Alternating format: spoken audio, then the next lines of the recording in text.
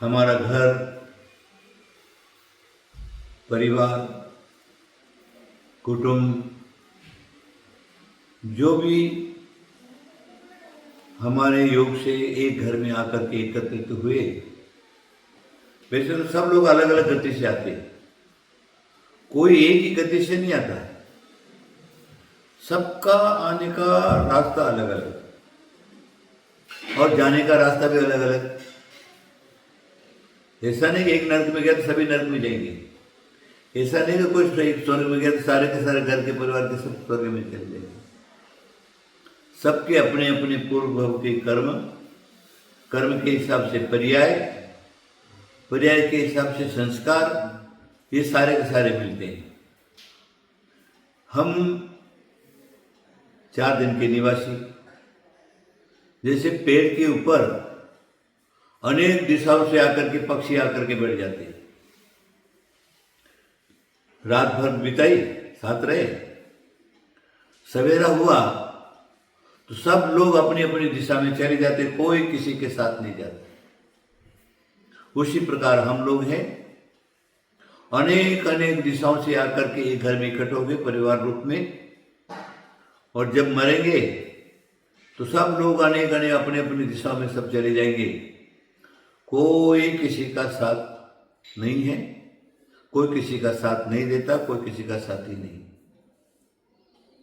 अब हमें सोचना क्या है, जिस घर, जिस परिवार, जिस कुटुंब के अंदर हम इकट्ठे हुए हैं, 4 दिन की जिंदगी है। 4 दिन की चांदनी, फिर अंधेरी रात का। चांदनी 4 दिन की, फिर अंधेरी रात। तो मेरा क्या कहना है, जितना भी समय मिला है हम साथ में रहने के लिए, क्यों नहीं शांति से निभावें, क्यों नहीं शांति से रहें, क्यों नहीं मिल करके रहें, क्यों नहीं एक करके रहें, एक हो करके रहें। ये धन संपत्ति जो भी मिला है उसका उपभोग भी सब लोग मिलकर के अगर शांति से करें तो उसका घर स्वर्ग है। घर एक संसार है और संसार एक स्वर्ग है। कब? जब लोग एक साथ मिलकर के रहें, एकत्र रहें, सुखपूर्वक रहें। सब क्या हुआ, एकता में बहुत बड़ी ताकत है। एक घर में 4 बच्चे थे, 4 बच्चों की बहू थी, बुढ़ा था, उसकी घरवाली थी, गरीब थे। तो क्या करते थे, उनको रस्सी बंटने का काम था। रस्सी, सब लोग मिलकर के एक पेड़ के नीचे रस्सी बंटते थे। उनका रोज का काम उसी पेड़ में। तो उस बड़ के पेड़ पर जो देवता रहता था, उसने सोचा कि देखो कैसे हैं ये लोग, सब लोग अपने अपने हिसाब से रस्सी बढ़ते रहते, इनकी परीक्षा करने से इनमें एकता कितनी है, मिलनसार कितने हैं। आया, बोले हे सब हमारे पेड़ के नीचे तुम लोग क्या कर रहे हो, सारा गंदा कर दिया, ये कर दिया, वो कर दिया। बोले तुम बोलने वाले कौन होते हो? बोले मैं मालिक हूं यहाँ का। तो बुड्ढे ने क्या कहा, अरे सब मिलकर के रस्सी तुम्हारे पास, इसको बांध दो, बोलने वाले को। तो सारे के सारे एक साथ इकट्ठे हो गए और उसको बांधने लगे। उसने बोला अरे उनमें तो एकता अच्छी है। वो तुरंत मनुष्य रूप में आ गया। उसने कहा कोई बात नहीं, मैं देव हूं, आप लोगों की, आपके लोग मिलनसार और एकता की परीक्षा के लिए मैंने ऐसा किया, इसलिए अब तुम मांगो, जो तुम मांगोगे उसे दूंगे। तो उन्होंने कहा हमारी दरिद्रता दूर हो जाए और हम सुख शांति समृद्धि से रहें। तथास्तु, सुख शांति समृद्धि हो गई।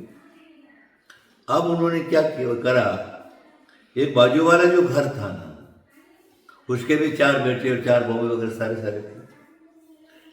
तो उन्होंने उनसे पूछा ये सब कैसे हो गया? बोले ऐसा हो गया। फिर वो पेड़ के नीचे रस्सी बंटना शुरू किए। तो देव आया, बोले ये क्या कर रहे हो, ये सब गंदा कर दिया। वो घर का बुढ़ा उन सबको बोलने लगा, ए बांधो इसको, बांधो बांधो बांधो। तुमने एकता तो थी नहीं।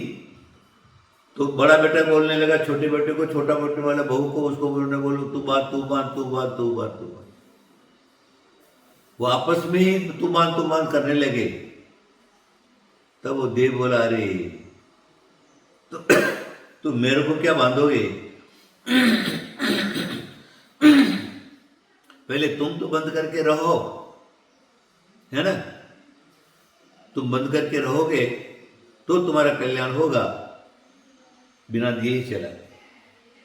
आप सब लोग समझ गए होंगे। हमारा घर जो है वो स्वर्ग है। वो कब? जब हम सुख शांति समृद्धि से रहें, शांति से रहें।